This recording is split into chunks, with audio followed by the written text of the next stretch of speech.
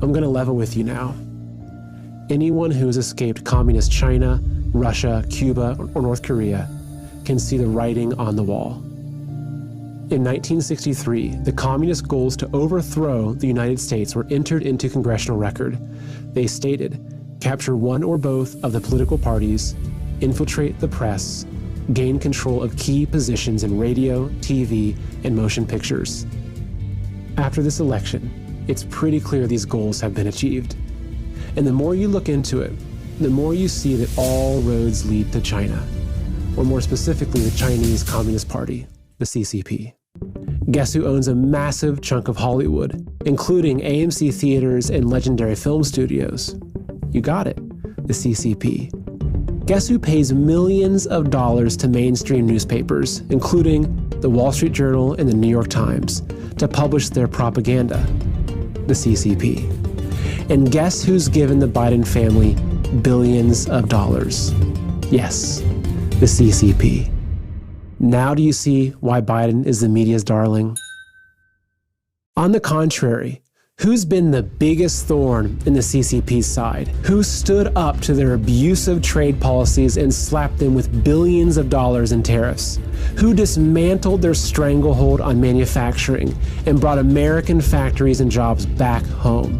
Who stopped the pillaging of U.S. intellectual property? Who put serious penalties in place for violating religious freedoms? And finally, who had the guts to call a spade and rightfully point a finger at the CCP for concealing a virus that has crippled our entire world? President Trump. Now do you understand why they hate him so much? They've been coming after America, coming after you and I for decades, and their plan was basically complete. That is, until President Trump got in their way. Right now, we're in a battle for our republic. The enemy is already inside the gates. Even those we thought we could trust have turned on us. They're not fighting with guns and bombs, no, but with words, ideas, and narratives. Because what they're fighting for are our minds. In 1956, communist leader Khrushchev said, "We will take America without firing a shot. We do not have to invade the U.S.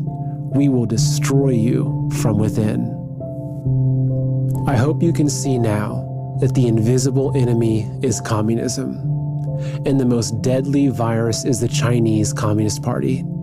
It sneaks into a country through the vices of corrupt politicians, businessmen, and people with power and influence. It rips through cities and towns, bodies and minds, leaving no stone unturned, no soul untouched, and a trail of death and destruction in its wake. It sows its seeds by convincing us that lies are truth, evil is good, and hatred is love, that division is unity, and that our enemies are each other. Man versus woman, rich versus poor, black versus white, left versus right. It takes root when we feel helpless, afraid, and alone. It erases our history and slanders our forefathers, and teaches our children to hate themselves, their families, and their country. It ridicules our beliefs, undermines our values, and attacks our way of life. It even demands that we kneel down in shame. But we will not be ashamed. It can't pull the wool over our eyes anymore, because we know who we are. We fought to escape tyranny. We bled to end slavery. We revere the brave men who died to secure our freedom. We welcome people of all races and religions. We love our neighbors. We help the poor. We cherish our families. We work hard for what we have. We unite in times of hardship. We know good from evil and truth from lies. And we know that our rights don't come from the government. but from God. And we will fight to the death to protect those rights. The time ahead is critical. We, the people, need to call upon our president to defend us from enemies, foreign and domestic, and uphold his oath. For the time being, we still have free press and free speech at our fingertips. But if we don't grab hold of them now, we'll lose them forever. Independent, honest media companies like OAN, Newsmax, and the Epoch Times will guide us out of the darkness, while mainstream media will only drag us further down. It's time to stop giving them our money, our attention, and our minds. Unlike their Facebook pages, unsubscribe from their emails, unfollow them on Twitter, delete their apps, and stop visiting their websites. Support the countless patriots who've gone through hell and high water to get this information to you.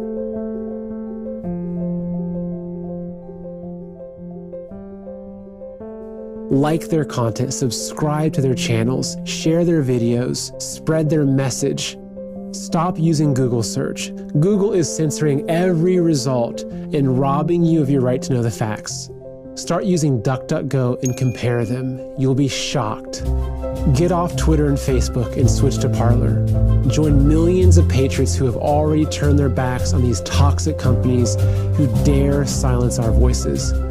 Join the millions of patriots who are standing up and rallying across the country, demanding justice and rejecting communism.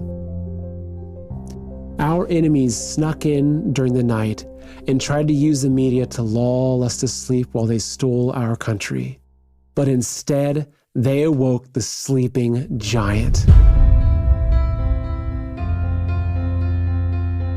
We see them for who they are now.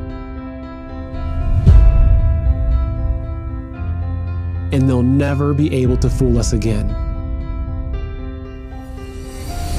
They tried to trigger a great reset, but instead, they triggered a great awakening.